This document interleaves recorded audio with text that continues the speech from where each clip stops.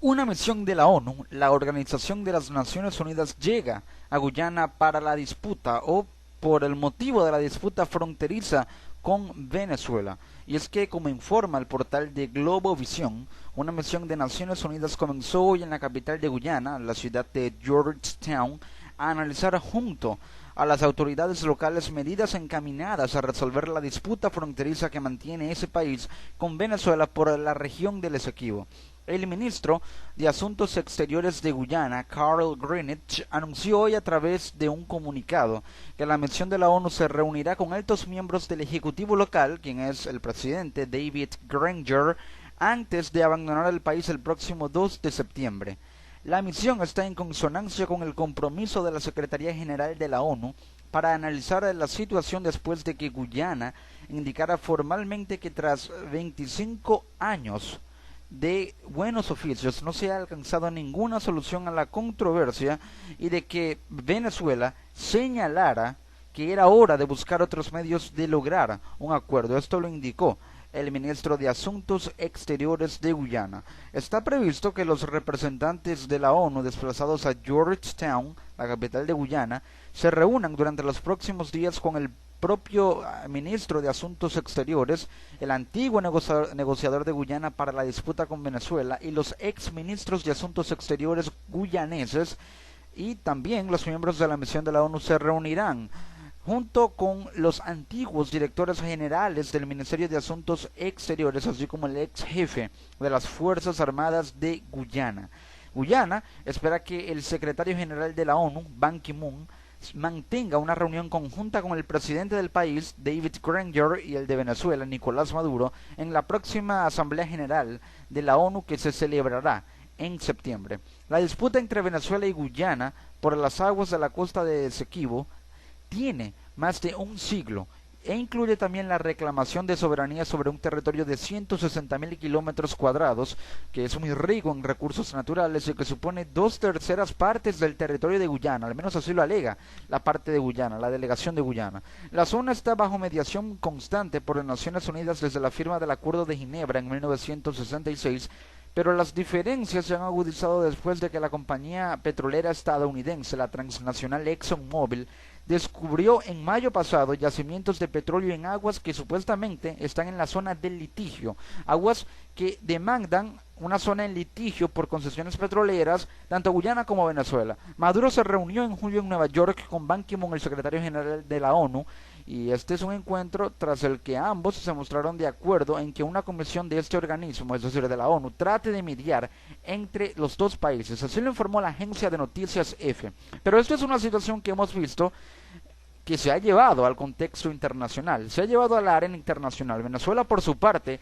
ha emprendido una gira en busca de apoyo internacional, más que todo por el Caribe, en la vocería del vicepresidente venezolano Jorge Arreaza. Maduro viajó a Nueva York, a la ONU, para exponer ante el mundo la situación que pasa, pero siempre desde la perspectiva y la retórica discursiva venezolana, y más aún del gobierno venezolano, y obviamente es para defender los intereses de Venezuela. Lo mismo haría Guyana. De hecho, se ha marcado una confrontación entre ambos países en la que Nicolás Maduro ha, digamos, arremetido en el discurso contra David Granger y David Granger lo ha hecho contra Venezuela. Una confrontación que no dará resultados. Aquí lo importante es la diplomacia. Y la diplomacia, el diálogo, es la única solución posible. La única solución posible para que se pueda llegar a un acuerdo. Pero este es un territorio ubicado entre Venezuela y Guyana,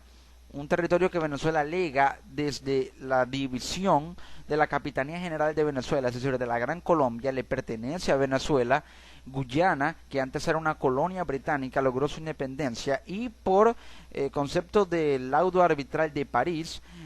en el cual mediaron en representación de Venezuela árbitros del Reino Unido y también estadounidenses, no venezolanos, obviamente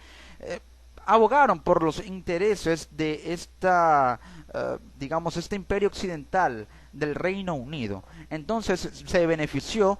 a Guyana convirtiéndola en una colonia que lograría su independencia para que de esa forma fuese una representación de los intereses geopolíticos del Reino Unido en América Latina con ese territorio a través del cual se podría en algún momento llegar a establecer conexiones con transnacionales para beneficiar siempre a una colonia que, a pesar de que hoy tiene independencia, sigue siendo, por lo menos geopolíticamente, una colonia británica, porque aún hay relaciones entre el Reino Unido y Guyana y eso no es un secreto para nadie. Pero Venezuela reclama que es un territorio de su país. Ahora, ¿qué se puede lograr en esta reunión de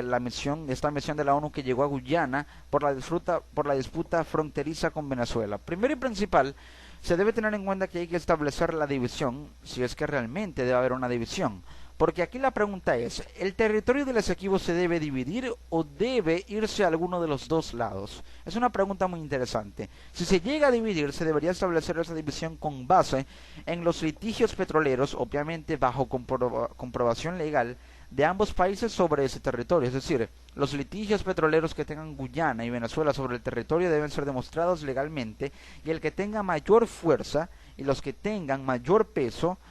puede que sean los de Venezuela, tendrían y le otorgarían la pertenencia y la potestad de ese territorio al país que lo demanda.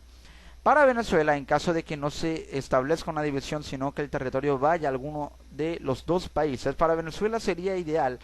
basar su reclamo en los mapas originales del país elaborados por Agustín Codazzi. Y muchos comentan que esos mapas originales, después de la división de la Capitanía General de Venezuela,